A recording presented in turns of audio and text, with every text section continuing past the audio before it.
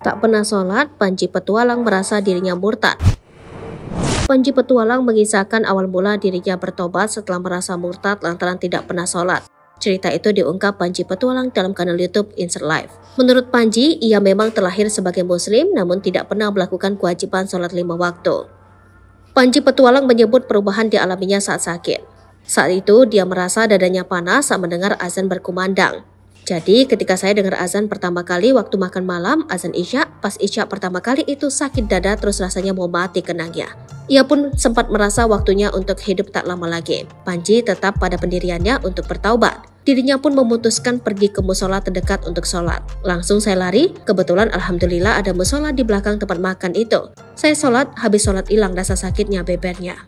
Panji pun merasa beruntung memetik pelajaran dari pengalaman kelamnya itu. Sebelum mengenang masa pertaubatannya, Panji Petualang sang bintang utama program Panji Sang Penakluk mengabarkan kondisi tubuhnya yang mengkhawatirkan. Perubahan drastis terlihat pada tubuh Panji Petualang yang nampak lebih kurus. Membenarkan perubahan fisiknya, Panji Petualang mengungkapkan dirinya mengidap penyakit diabetes kronis yang merupakan penyakit keturunan. Kondisi Panji makin parah hingga membuat sebelah tangannya mengecil setelah jari kelingkingnya digigit ular kobra sekitar Maret 2023 lalu.